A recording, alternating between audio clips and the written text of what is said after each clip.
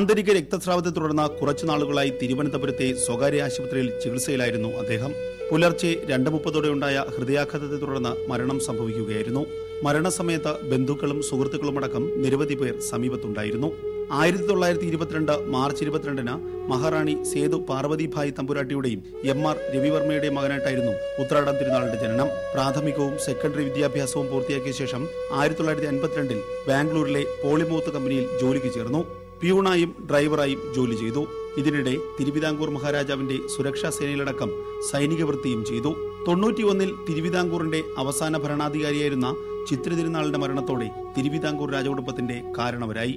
ഇതോടെ ശ്രീപത്മനാഭസ്വാമി ക്ഷേത്രത്തിലെ ആചാരങ്ങളുടെയും പ്രതിനിധിയായി. രാജവാഴ്ച അവസാനിച്ച ശേഷവും സാമൂഹിക സാംസ്കാരിക രംഗത്ത് അവസാനകാലം വരെ ഉത്രാടം തിരുനാൾ സജീവ സാന്നിധ്യമായിരുന്നു. വാഗ്മി, എഴുത്തുകാരൻ എന്നീ നിലകളിലും കഴിവ് തെളിയിച്ചു. തൃപ്പടിദാനമാണ് ആത്മകഥ. ഭാര്യ രാധാദേവി അന്തർജനം 2005 അന്തരിച്ചു. അനന്തപത്മനാഭനും പാർവതിയുമാണ് മക്കൾ. ഉത്രാടം തിരുനാളിന്റെ വിടവാങ്ങലോടെ തിരുവിതാംകൂറിന്റെ ചരിത്രത്തിലെ ദീപ്തമായ ഒരു ഏട് കൂടി അവസാനിക്കുകയാണ്.